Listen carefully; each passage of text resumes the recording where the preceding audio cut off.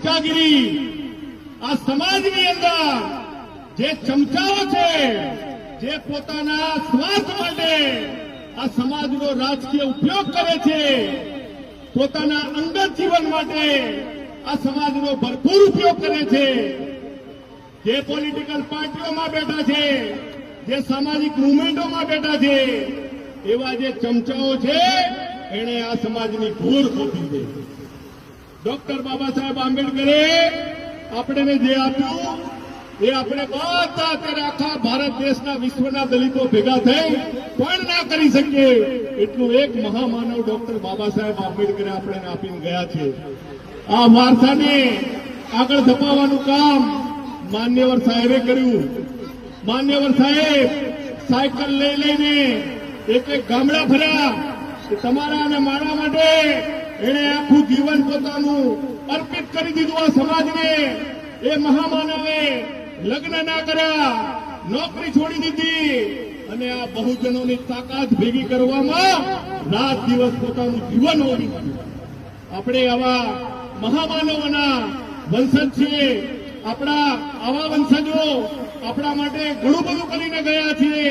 તેમ છતાં આપણે હજુ પણ ક્યાંક ને ક્યાંક પાછા પડીએ છીએ, બિયાઈએ છીએ, ગભરાઈએ છીએ.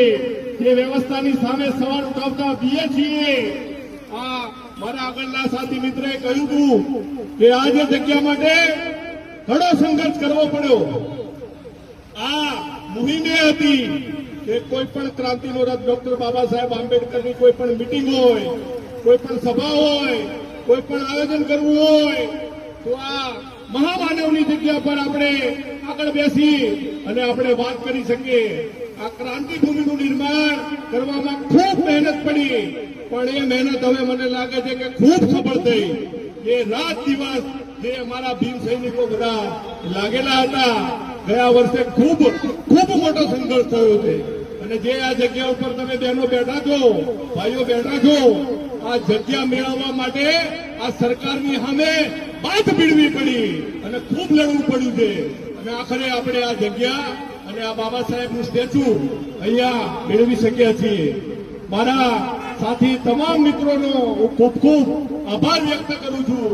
અને ખાસ કરીને સાહેબના મને બે શબ્દો યાદ આવે કે जिनको जवानी में चमचागिरी की लत लग जाती है वो पूरी जिंदगी गुलामी करता है. तो આવી રાજકીય પાર્ટીની દલાલી કરવા વાળા જે પોતાની પાર્ટીના ઝંડાને બેનરો લઈ અને સમાજની ઘોર ખોલે છે, એને પણ આવતા સમયમાં ઉઘાડા પાડવાના છે, એને પણ બહાર પાડવાના છે. જ્યાં જ્યાં અત્યાચાર થાય, જ્યાં બેન દીકરીઓની આબરૂ લૂંટાય, જ્યાં મારા ભાઈઓને માર પડે, જ્યાં દાઢી રાખે ત્યાં માર પડે, જ્યાં પોતે વરઘોડો કાઢે ત્યાં માર પડે છે. આપણા મર્યા પછીના સ્મશાન અલગ છે. આ ગુજરાતની અંદર આપણા કંઠીઓ અલગ છે. આપણા વાળ કપાતા નથી. આવી દુર્ગમ પરિસ્થિતિમાં સમાજ જીવી રહ્યો છે.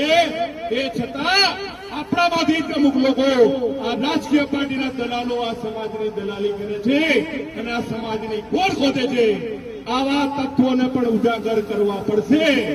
બાહ્ય લોકો સામે તો પડકાર છે ને છે જ, પણ આંતરિક રીતે આપણે નડવા વાળા, આપણું મનોબળ તોડવા વાળા, આપણા બાબા સાહેબની મહાપુરુષોની વિચારધારાને તોડવા વાળા ઘણા બધા લોકો આપણી સામે છે. આની સાથે પણ બાદ ભીડવી પડશે. લાખ દરેક વ્યક્તિઓને અભિનંદન આપું.